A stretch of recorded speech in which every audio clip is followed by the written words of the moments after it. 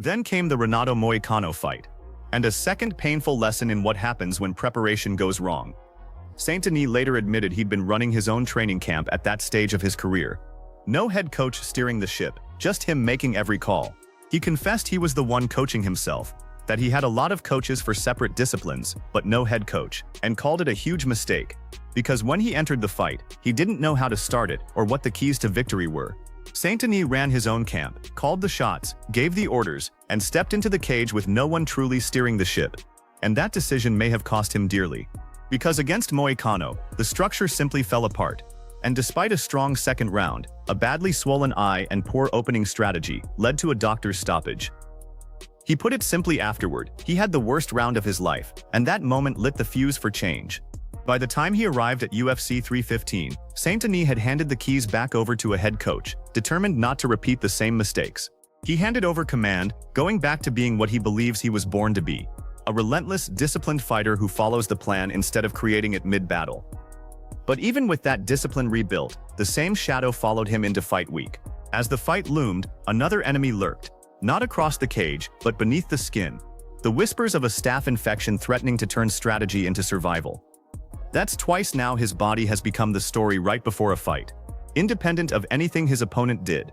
And now, heading into the Pimblett fight week, it's happening for a third time. Fans aren't reacting like this is some isolated, unlucky coincidence anymore. They're reacting like it's a pattern they've seen play out before, with real consequences attached both times. The obvious question becomes, if his own team can't seem to keep this from recurring, what does that mean for his ability to actually finish camp healthy this time? And what does it mean for a UFC medical staff that has to sign off on him fighting? Again, with the exact same red flag showing up on camera. Notice the shape of every single one of these stories. A photo surfaces, fans zoom in, speculation spreads across social media within hours. And somewhere in the middle of it, Dana White ends up fielding a question about it. Because at the end of the day, it's his card, his medical team, and his reputation on the line if a fighter walks out unable to compete. That's exactly the pressure sitting on his desk right now with Saint Denis. Except this time, it's not a first offense. It's a fighter who has now had this exact same conversation attached to his name across 3 separate fight camps, Poirier, and now twice more heading toward Pimblett. When White has said before that lying about an infection and then admitting it later is weird behavior he can't get his head around, it puts him in an uncomfortable spot when the same fighter's face keeps generating the same headlines before he's even said a word about his own health this time. And it's not just Saint Denis fueling the pattern across the roster. Fighters such as Jiri Prochaska and Benoit Saint Denis were linked to competing while carrying infections in the eyes of fans and media. And it's become enough of a recurring storyline that medical concerns related to staff have influenced UFC cards on several occasions in recent years. Even heading into a completely different lightweight showdown earlier this year, the exact same script played out around Justin Gaethje, ahead of his fight with Pimblett. Recent images from Gaethje's training camp briefly created doubt about whether the main event would proceed as scheduled, before Gaethje cleared the air, confirming there was no staph infection affecting his health or fight preparation. That scare passed. Gaethje went on to fight, but it shows how quickly one photo can spiral into real conversations about whether a UFC main card fight survives to fight night.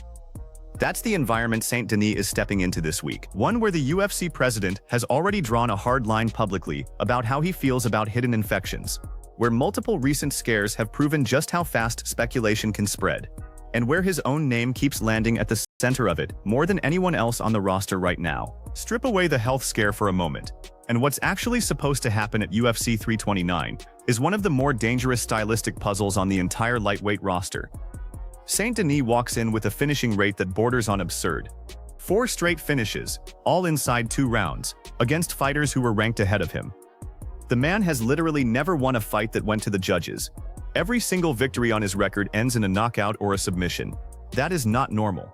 He put Darius unconscious in 16 seconds at Madison Square Garden, then went to Sydney and mauled Dan Hooker from full mount until the referee had seen enough. That's the resume walking toward Pimblett, a fighter who doesn't need 3 rounds to make a statement. But Pimblett isn't some soft touch standing in the way of that momentum. Pimblett proved something real against Gaethje. He got dropped, he got cut open. He ate shots that would have stopped most lightweights, and he kept coming forward for 25 minutes. He fought for an interim title in his 8th UFC bout, and the champion hurt in the 3rd round. Nobody questions his toughness or his heart after that performance. The concern, according to people who've broken this fight down closely, is whether that toughness alone is enough. The concern for Pimblett is that toughness alone does not solve the Saint Denis puzzle. Saint Denis is a judo black belt and brown belt in Brazilian Jiu-Jitsu, with 11 submission wins, and Pimblett's best weapon is his grappling, particularly his rear naked choke and triangle. But taking this fight to the mat against a guy who strangles people for a living is a dangerous proposition. Pimblett, for his part, doesn't sound worried about the grappling exchange at all. He's convinced Saint Denis knows exactly what waits for him if he shoots. Beyond the technical breakdown, he's also made clear he respects the challenge in front of him, calling Saint Denis a very good fighter and someone he genuinely respects, while still predicting the Frenchman won't get past the second round against him. He said he's got cleaner striking, that he's a better grappler with better cardio, and that he doesn't see where Saint Denis can beat him, to be honest. That's confident talk from a former underdog who's still working to prove his ceiling matches his popularity. There's a lot riding on this specific matchup for him, beyond just a win-loss column. Pimblett has already started looking past this fight toward what comes next, telling MMA Fighting's podcast that he doesn't expect a fight with Ilia Topuria to be next, even with a win here, explaining that he can't demand that fight with only a win over Saint Denis. He'd likely need to beat Saint Denis and then another contender before earning another crack at Gaethje. That tells you everything about where this fight sits in the pecking order. It's not a play-it-safe matchup for either man. It's a fight that determines who gets to keep climbing and who has to start over. Both guys have massive followings, both are coming off milestone fights, and both desperately need a win here to stay in the title conversation. Something has to give. Handicappers who've studied the tape closely keep landing in the same place. Saint Denis has quietly developed into one of the most complete lightweights on the UFC roster, a former Special Forces soldier who brings relentless conditioning and constant forward pressure every time he competes. The expectation is an entertaining fight with momentum changing several times before Saint Denis gradually separates himself through sustained pressure, superior positional control, and a higher work rate. He appears to have more paths to victory and represents the stronger option entering UFC 329. That's the version of this story that exists if health never becomes part of the conversation. Two dangerous lightweights, both fighting for real stakes, in a matchup nearly every analyst expects to deliver fireworks regardless of who wins. But that version of the story only survives if Saint Denis actually makes it to fight night the way he's supposed to, clear, healthy, and without the same complication that's derailed pieces of his last two fight cycles.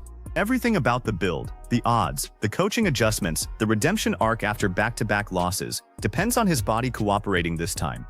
And that's precisely the variable nobody involved can fully control from the outside. With UFC 329 just days away, the co-main event sits in a strange kind of limbo. No official announcement has pulled Saint Denis from the card. No postponement has been issued. The bout between him and Pimblett remains scheduled for Saturday, July 11th, 2026 in Las Vegas, exactly as it's been on the books for weeks. But the questions swirling around his face haven't gone away either, and that's the tension defining this entire week. Every open workout photo, every media day appearance, every close-up camera shot becomes another data point for a fan base that's already flagged this exact concern twice before, and turned out to be right at least once. Meanwhile, the card around this fight keeps evolving in ways that only add more pressure on every remaining bout to deliver. UFC 329 already reportedly lost one of its scheduled fights just under 2 weeks before the event, with a bantamweight matchup falling apart due to injury. Another flyweight bout on the card lost its original booking when one fighter had to withdraw due to an undisclosed injury and was replaced. This is a card that's already proven it can lose pieces at the last minute. Saint Denis versus Pimblett is supposed to be one of the pillars holding it together, and the man at the top of the organization has never been shy about how personally he takes it when a health issue threatens to derail a card he's built. Dana White's own words from past pressers, that fighters shouldn't lie and hide injuries, that doing so and then admitting it later is behavior he finds genuinely strange, hang over this week like an unanswered question. If Saint Denis' situation escalates the way Costa's did before that UFC 294 surgery, White will be the one standing at a podium explaining it again to a room full of reporters who've heard this story from him more than once already. For now, both fighters are still talking like men who expect to be in that octagon together on fight night. Pimblett is still breaking down Saint Denis' tendencies, still predicting how the fight will unfold on the feet and in scrambles. Saint Denis is still the betting favorite, still riding the finishing streak that's carried him back into title contention after 2 painful setbacks. Neither man has said anything publicly to suggest he expects this fight to fall apart. But the marks on Saint Denis' face, whatever they turn out to be, have already done something no press release could undo. They've made his health, not his skill set, the headline heading into fight week for the third time in his career. They've put UFC medical staff under a spotlight they've faced before with this exact fighter. And they've placed Dana White in the position of having to answer once again whether the promotion's approach to screening fighters is holding up the way it's supposed to. Whatever happens between now and the walkout, one thing is already true. Benoit Saint Denis has become the fighter this conversation keeps returning to, camp after camp. And Dana White has already shown the world exactly how little patience he has left for it. Dana White just issued a worrying statement about Benoit Saint Denis, ahead of his scheduled co-main event with Paddy Pimblett at UFC 329. And the concern isn't about game plans or stylistic matchups, it's about skin. For the third time in his UFC career, fans have spotted what appears to be a staph infection on Saint Denis' face, and this time it's happening just 7 days before he's supposed to step into the octagon at T-Mobile Arena. Not once, not twice, but 3 separate occasions where eagle-eyed followers of the sport have zoomed in on images of the Frenchman and flagged the exact same medical red flag before a single strike gets thrown. The mood among the fan base has shifted from casual concern to something darker, a mix of genuine worry and grim humor, because everyone who's followed this sport long enough remembers exactly how these situations have played out in the past. What makes this particular situation land with more weight than usual is Dana White's documented history with this exact issue. He's not some passive observer when it comes to staph infections in his organization. He's been the loudest, most direct voice in the room on this topic, and never in a way that left any ambiguity about where he stands. When fighters have hidden infections and then confessed after the fact, White didn't offer understanding or sympathy. He said if you're going to lie and hide injuries like that, you should lie all the way home. He went further, calling the entire behavior genuinely weird, something he couldn't wrap his head around, competing hurt and then admitting it only after the damage was done. That's the backdrop here. A UFC president who has made it abundantly clear, on multiple occasions and in front of cameras, that hiding a staph infection before a fight is behavior he finds unacceptable, bordering on incomprehensible. Now his own co-main event features a fighter who is, for the third time, at the center of exactly that conversation, 1 week before he's supposed to face Paddy Pimblett in what's being built as a pivotal lightweight clash. Pimblett isn't staying quiet either. He's already been breaking down Saint Denis' game plan in interviews, telling TNT Sports that the biggest threat from the Frenchman is his left body kick and his backhand, that everything Saint Denis throws comes with violent intent behind it. Pimblett went as far as predicting that Saint Denis won't even attempt his usual wrestling entries, saying he doesn't see the Frenchman trying to take him down because Saint Denis knows Pimblett will submit him if it hits the mat. That's a fighter who is mentally locked in on a technical, strategic problem, not a health scare, which makes the timing of this staff chatter even stranger for him to process. Then there's the matchmaking mathematics that make this situation even more complicated. Saint Denis walks into this fight as the betting favorite, a moderate -155 favorite at DraftKings, riding a streak of 4 straight finishes, all of them inside 2 rounds or less, against Kyle Prelic, Mauricio Ruffi, Beneil Darius, and Dan Hooker. Pimblett, meanwhile, comes in off a brutal 5-round war, a unanimous decision loss to Justin Gaethje where he was dropped in the 2nd round but refused to break. Both men desperately need this victory. Both have built their entire careers around finishing fights violently, not grinding out decisions, and now one of them might be walking into fight week carrying a bacterial infection beneath his skin. Nobody in an official capacity has confirmed or denied anything yet. The Instagram account that first raised alarms during an earlier Saint Denis fight cycle put it as bluntly as anyone could. The account that previously sounded the alert for Dana White and the UFC shared pictures of the Frenchman's face showing visible open wounds on his forehead and ears. The caption read, in essence, that they normally wouldn't point something like this out. But Saint Denis has a pattern here, and it's becoming impossible not to notice. That's not some random troll account either. It's become something of a recurring watchdog specifically for this issue. And every time Saint Denis gets booked, the same question resurfaces. Does the UFC's medical team catch this before he ever gets cleared to compete? Or does everyone find out after the fact the way it's happened before? Dana White has been asked directly, in front of cameras, whether the UFC needed to change how it screens fighters for exactly this kind of thing. His answer was blunt. No, they weren't going to change their medical protocols because they run fights basically every single Saturday. And if a fighter is going to lie and hide an injury like that, they should lie all the way home. That's not a man who sounds relaxed about this topic. That's a man who has clearly been burned by it before and has no interest in reliving the experience. Picture the scene backstage this week. Cameras pointed at Saint Denis' face during open workouts. Reporters who've covered this story before, watching for the same marks that showed up last time. A promotion that has publicly stated it isn't changing its medical process, sitting one full fight card away from finding out if that policy holds up under pressure again. Nobody has canceled anything. Not yet, but all the ingredients are sitting on the table. A fighter with a documented history tied to this exact issue. A UFC president who has gone on record multiple times expressing real frustration about it. And a co-main event that's supposed to help carry an International Fight Week card headlined by Conor McGregor's long-awaited return. That's the story right now. Not a rumor floating in a vacuum, but a pattern repeating itself for the third time, with a UFC boss who has already shown exactly how seriously he takes it when it's happened before. To understand why this staff conversation refuses to die down around Benoit Saint Denis, you have to go back to the fight that started it all. His clash with Dustin Poirier at UFC 299. This wasn't the first time Saint Denis fought while dealing with an infection, and he didn't hide it quietly after the fact either. He came out and explained exactly what happened to his body in the days leading into that fight. In his post-fight statement, he admitted that unfortunately that evening he wasn't able to fully express himself. His body didn't respond after a week of antibiotics used to fight an infection. And throughout the fight he was present, but his body was absent. It did not react as usual. He said something that stuck with fans, that he only had one round to give. And for one round it looked like he might not even need more than that. Saint Denis nearly drowned Poirier with a tidal wave of offense in the first round. But in the second, the tables turned. One clean shot from Poirier, and it was over. The Frenchman knocked out at 2 minutes 32 seconds of round 2. Think about what that means. A fighter who was, by his own account, running on a week of antibiotics, still came within a round of finishing one of the most dangerous lightweights on the roster. That's the part that makes people take his infection claims seriously, instead of dismissing them as excuse-making. The tape backs up the story. Dana White watched that fight from Cage's side, and he didn't hide his admiration for how it played out from Poirier's perspective.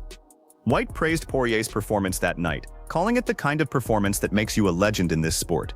But buried inside that praise was an unspoken acknowledgement. Everyone in that building knew Saint Denis wasn't operating at full strength. That fight lit something inside Joe Rogan too. Months later, during a completely unrelated podcast conversation with Max Holloway, Rogan revealed that Saint Denis had a staph infection while he fought Poirier, and asked Holloway directly if he'd ever been infected with Staphylococcus.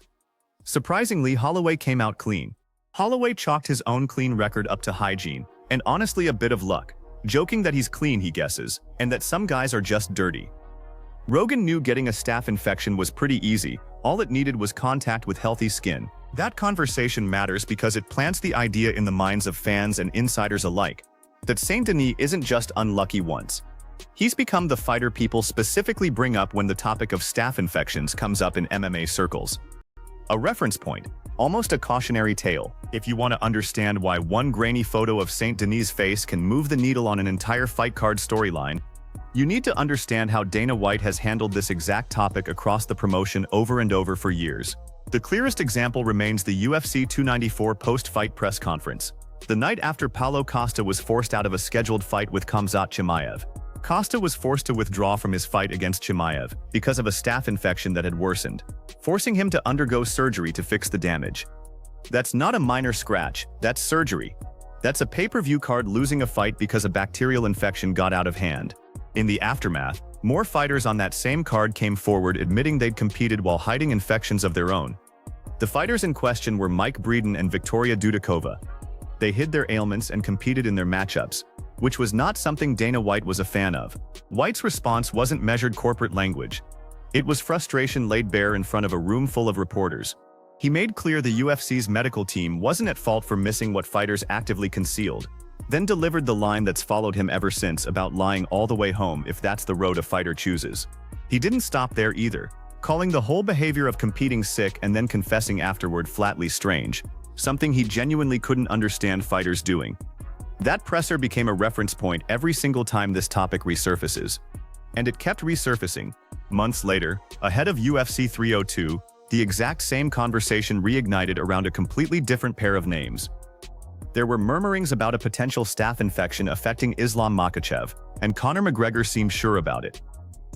McGregor didn't just speculate quietly either.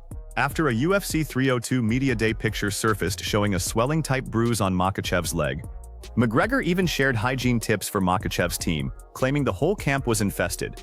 Makhachev shut it down directly at the pre-fight presser, telling everyone not to worry, that he'd trained well and nothing was bothering him.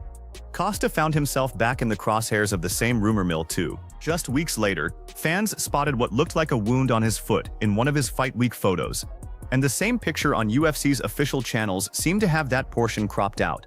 A move that raised eyebrows, though the Brazilian looked to be in good health and good spirits at the presser.